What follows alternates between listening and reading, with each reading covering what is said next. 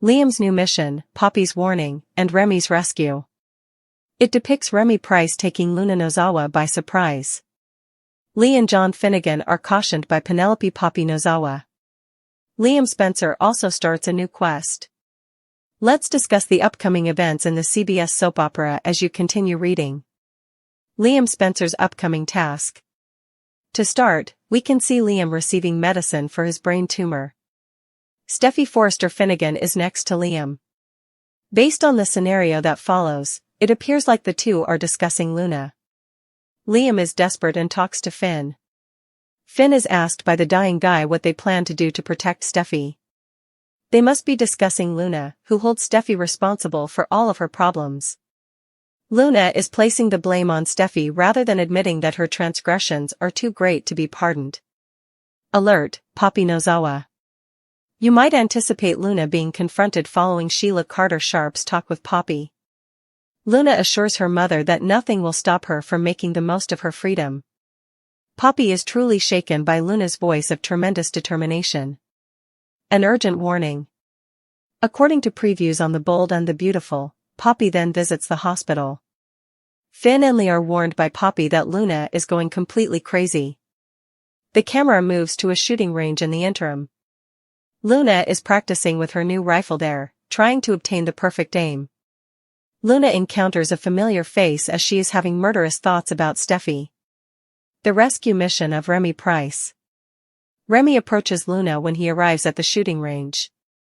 Luna's scowls soften and her sneer transforms into a smile when she realizes it's Remy. Is Remy the secret to Steffi's rescue? Perhaps Remy's friendship and support, rather than Liam, Finn, or even the police, prevent Luna from committing another murder? Remy is committed to staying on the straight and narrow now, even if he was once a bad boy. Keep an eye out because, although Remy might lead Luna in the right direction, it's just as likely that Luna will lead Remy back down a bad path. The morning sun filtered through the gauzy hospital curtains as Liam Spencer sat on the edge of Steffi Forrester Finnegan's hospital bed, the distant hum of monitors barely distracting from the gravity of the moment. The lines on Liam's face were deeper now, not just from stress, but from something far more permanent. The tumor growing in his brain was winning, inch by inch, and time was no longer on his side. He gripped a small orange pill bottle tightly, fingers white at the knuckles, before tipping 2 capsules into his hand and swallowing them dry. Steffi watched him, her eyes filled with compassion and helplessness. Their shared past weighed heavy between them, and while their romantic connection had long faded, their emotional bond remained unshakable. She reached for his hand. You don't have to do this alone. Liam's voice was rough, barely above a whisper. I'm not afraid to die, Steffi. But I can't die knowing you're not safe. That Luna, she's not who we thought she was. She blames you for everything, your decisions, your leadership, your presence. Steffi looked down, emotions simmering just below the surface. She's hurting, Liam. But this isn't the way. She's dangerous, Liam said firmly. And I'm not letting her take you down with her. Meanwhile, across town at University Point shooting range, the sharp retort of gunfire echoed across the field. Luna Nozawa stood poised, expression stone-cold, her fingers clenched around the grip of a sleek black handgun. The target board 20 feet away was peppered with holes, each one striking a little closer to the heart with every shot. The air around her was thick with tension and purpose. She didn't blink. She didn't flinch. The rhythm of her breathing was steady, focused. In her mind, each bullet was more than metal, it was justice, vengeance, retribution for everything Steffi had stolen from her. Her future. Her sense of self. Her mother's love. Steffi had taken it all, in her mind, and Luna was ready to end the torment. But before her finger could curl around the trigger for another shot, a low whistle interrupted her trance. Still aiming for the stars, Luna, said a familiar voice. She turned sharply, eyes narrowing, but the moment she saw him, her icy demeanor cracked. Remy Price, she said, stunned. Remy stepped forward with a casual swagger, dressed in faded jeans and a fitted black t-shirt that clung to a lean, muscular frame. His expression was both charming and cautious, like someone walking into a minefield but determined to find the path through it. He had been away for years, gone off-grid after a stint in juvie and a rough past that nearly broke him. But Remy wasn't the reckless kid he used to be. He was clean, centered, and searching for redemption. "What are you doing here?" Luna asked, her voice sharp, though her body language softened. Remy gave a crooked smile. Heard an old friend was playing with live ammo and couldn't resist checking it out. Luna looked down at the gun in her hands and, for the first time in hours, the weight of it felt real. Remy saw it too, the tension, the pain, the dangerous rage just barely buried beneath the surface. "You okay?" he asked gently. Luna's lips pressed together tightly. "No. But I'm working on it." Elsewhere, Penelope Poppy Nozawa was having a meltdown of her own. After her unnerving conversation with Sheila Carter-Sharp, who, for once, was the voice of reason, Poppy's concern for her daughter had escalated to full-blown terror. Sheila had warned her, cryptically as always, that Luna wasn't just spiraling, she was preparing to act. And fast. That same morning, Poppy rushed into the hospital, her shoes clicking anxiously against the linoleum. She found Finn in the break room, sipping stale coffee and reviewing patient charts. "We need to talk. Now," she said, her voice urgent. Finn looked up, surprised. "Poppy?" "It's Luna." "Something's wrong." "Seriously wrong." Finn's brow furrowed. "She's been having a hard time." "No," Poppy interrupted. "You don't understand. She's not just hurt or confused. She's angry. Unhinged. She thinks Steffi's ruined her life, and she's not just talking anymore. She's planning something." Just then, Lee Finnegan entered the room, and Poppy turned toward her too. "Lee, you need to listen. My daughter isn't in control. If we don't stop her, she's going to do something she can't come back from." Back at the shooting range, Luna and Remy sat on the edge of the concrete platform overlooking the field, the gun safely locked in its case beside them. "So, what have you been up to?" Luna asked. Remy shrugged. "Keeping my nose clean. Got a job. Working with a nonprofit now, believe it or not. Helping at-risk teens stay off the streets." Luna chuckled bitterly. "You? A role model?" "Yeah, ironic, right?" he grinned. Then his tone shifted. "But that's not why I came. I heard about what happened. The scandal. The fallout. And about Steffi." Luna's jaw tightened. "She deserves everything that's coming to her." "You think so?" Remy challenged. "Because from where I'm standing, it looks like you're about to throw away everything, your freedom, your future, your soul." "For what? Revenge?" "You don't know what it's like," she snapped. "She humiliated me. She humiliated my mother. She made me feel like nothing." "You let her," he said gently. "That's the difference." Back at the hospital, Liam found Finn pacing the corridor. "I need to know what we're going to do," Liam pressed. "If Luna's unhinged, Steffi's in danger." Finn nodded grimly. "We've increased security at the house. But I think we're past the point of surveillance. We need someone who can get through to Luna." Liam looked doubtful. "And who's that?" "Remy Price," Finn replied. "If he can reach her, maybe he can stop this before it's too late." Poppy, meanwhile, was alone in the chapel, whispering frantic prayers to a god she rarely spoke to anymore. Her phone buzzed with a message, "Found her. We're talking." Remy. Tears welled in her eyes, but she couldn't breathe a sigh of relief just yet. Back at the range, Luna stood up. "You're trying to save me," she said, half laughing. "You always did love playing hero." "I'm not trying to save you," Remy said, standing too. "I'm trying to remind you who you are. You're better than this, Luna. You're not a killer." She looked at him, her expression crumbling. "I don't know who I am anymore." Remy stepped closer. "Then let me help you figure it out." As the sun dipped below the horizon and Luna drove away from the shooting range, leaving the gun behind, Remy called Poppy. "She's not okay," he admitted. "But she's not lost. Not yet." Poppy closed her eyes, whispering thanks.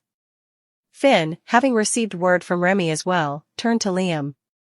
"Maybe we just bought some time." Liam nodded solemnly. "Time is all I have left. Let's not waste it."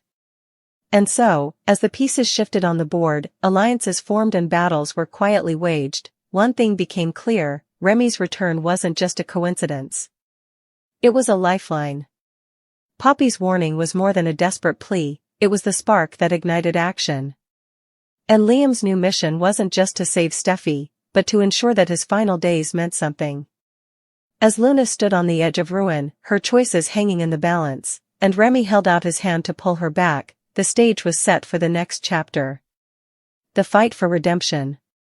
The battle for forgiveness. And the desperate, painful pursuit of peace in a world where secrets never stay buried, and love is never simple. Liam in hero mode. Luna's target practice takes an amazing turn. Liam Spencer will be a hero for Steffi Forrester, while Luna Nozawa's target practice takes a dramatic turn. At the Cliff House, Liam will continue to be shaken by Luna's latest fight with Steffi and the potential damage she could cause. Liam's worry about Steffi's safety will grow as he considers all of this. Liam will tremble at the prospect of Luna releasing her wrath and putting Steffi in danger. Luna previously drugged Steffi and threw her in a cage, so Liam's concerns are legitimate. Fans of B&B know Steffi may have died in the building demolition if John Finnegan had not rescued her. Liam will now have a rescue ranger attitude when he talks to Finn and emphasizes the need of keeping Steffi safe from Luna. Liam will believe they must devise a method for accomplishing this, but Finn will provide confidence. Steffi will do the same since she does not want Liam worrying when he is already dealing with brain tumor issues. Nonetheless, Liam will want to make sure Steffi avoids Luna's destruction, especially because he has been given such a dire prognosis. Kelly Spencer will need her mother more than ever now that Liam is gone, so he will do everything he can to keep Steffi alive and healthy. Luna, on the other hand, will focus on removing Steffi from the map now that so many people have told her to leave town. Luna's resentment of Steffi will grow, thus she will have Steffi in mind during target practice at the shooting range. Luna will run across Dario alias Remy Price there, where they will recollect on their initial meeting at Bill Spencer's mansion and catch up. Luna will update her point of view once she meets Remy. This should be fantastic news for Luna, who will undoubtedly consider Remy a potential ally. Liam Spencer paced across the floor of the Cliff House, the sound of the waves crashing below nearly drowned out by the chaos in his mind. The image of Steffi, battered, drugged, and caged like a wild animal by Luna Nozawa, still haunted him like a lingering nightmare that refused to fade. Though days had passed since the horrifying incident, Liam couldn't shake the thought that something worse might be lurking just over the horizon. Luna had walked into their lives as a sweet, misunderstood figure, lost, quiet, even endearing, but now, she'd become a storm, and Liam knew storms never leave without doing damage. It wasn't just paranoia anymore. It was instinct, a raw sense of danger coiled tightly in his chest like a spring ready to snap. The more he thought about Luna, the more he saw her as a ticking time bomb set to explode, again. Finn had barely made it in time during that demolition, Steffi could have died, and Kelly might have grown up without her mother. The thought sent a chill down Liam's spine. He couldn't let that happen. Not on his watch. Not while there was still breath in his lungs. No, Liam wasn't just a man anymore. He was a father, a protector, a lion on the verge of unleashing his full roar. And Luna? She was the hunter whose arrow had already come too close to his pride. He needed to be smarter, faster, and more vigilant than ever. He needed to be in hero mode. Finn tried to calm him, insisting that Luna was being watched and that the worst was behind them. "We've taken precautions, Liam," he said with the tired voice of a doctor who'd seen too many people unravel. But Liam wasn't convinced. "Precautions won't be enough if Luna decides to strike again," Liam shot back, his voice tinged with the desperation of a man carrying too many burdens. "We need a plan, an actual plan." Not just hope that she cools off. Finn wanted to believe in second chances. But Liam? Liam had seen what second chances cost. He was living on borrowed time himself. After all, his brain tumor wasn't getting any better, and the prognosis was grim. He hadn't told many people, but the doctors were already preparing him for what came next: memory loss, cognitive decline, the slow and terrifying disintegration of everything he knew. It wasn't just his own life slipping away, it was his daughter's future that loomed large in his mind. He needed to make sure that Steffi would be there for Kelly when he was gone. And if that meant standing between her and Luna like a human shield, then so be it. He had no choice. Meanwhile, Luna Nozawa was spiraling. The whispers around her were growing louder, everyone wanted her gone. Ridge, Brooke, Hope, even her former allies had begun to retreat like shadows fleeing the sunrise. They thought she was unstable, dangerous, maybe even unhinged. But Luna didn't see it that way. To her, Steffi was the root of everything wrong in her life. Steffi was the manipulator, the queen atop the social ladder who crushed those beneath her heels. Luna wasn't crazy, she was awakened. She was justified. And she was done playing the misunderstood outsider.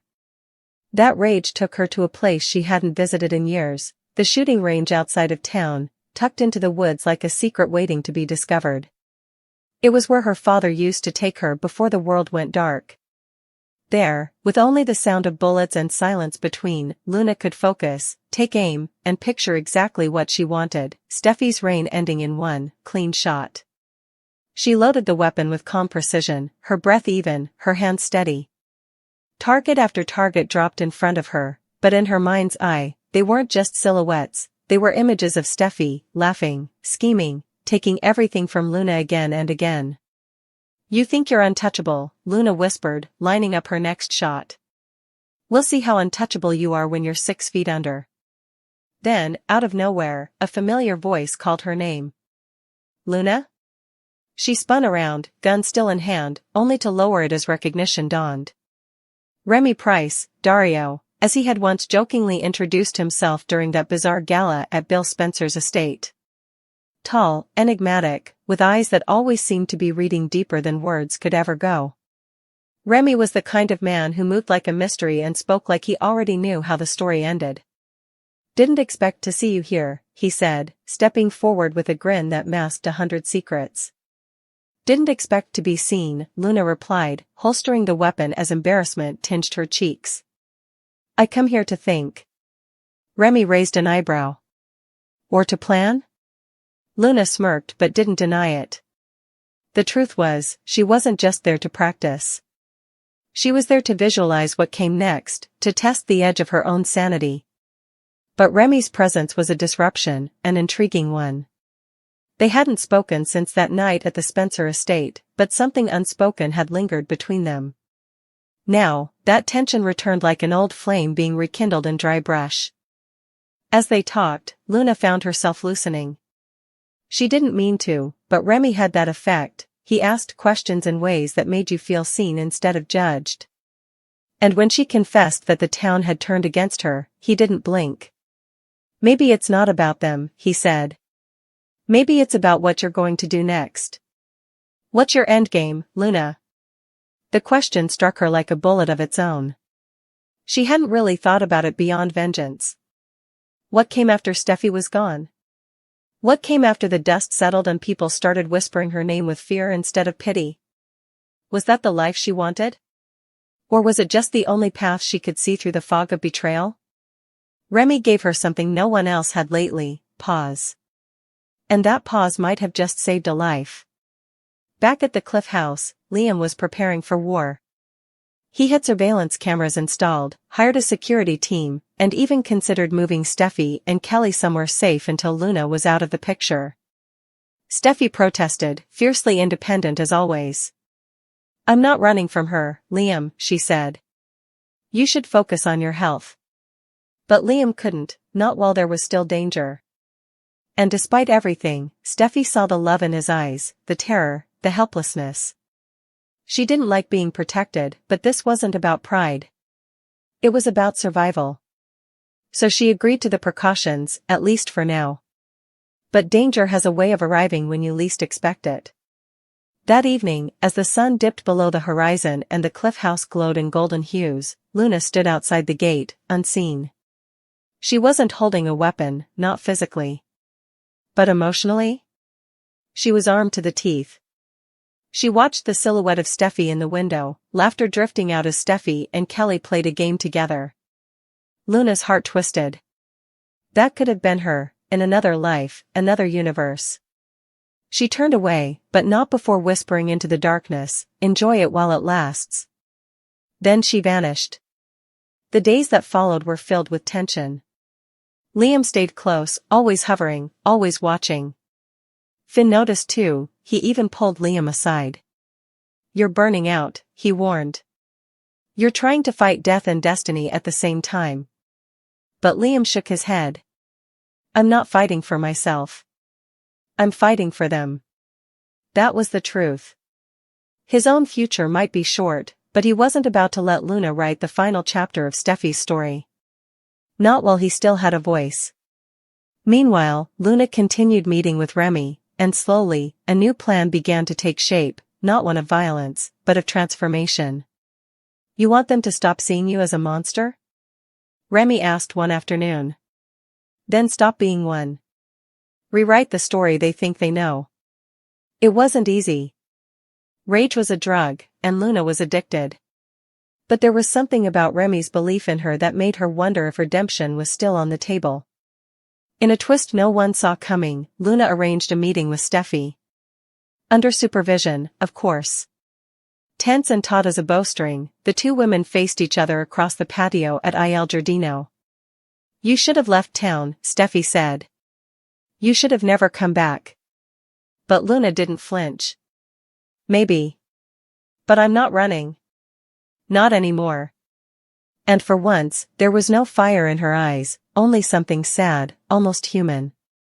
The moment passed in silence, but something shifted. Not forgiveness. Not even peace. But understanding. And for now, that would have to be enough. Still, Liam stayed on guard. Hero mode doesn't shut off easily. As long as he was breathing, as long as Kelly needed her mother, and as long as danger still cast its long shadow over their lives, Liam would stand watch, ready, unwavering, and unbreakable. Because love makes heroes out of ordinary men. And in the end, it was love, not fear, that kept him strong.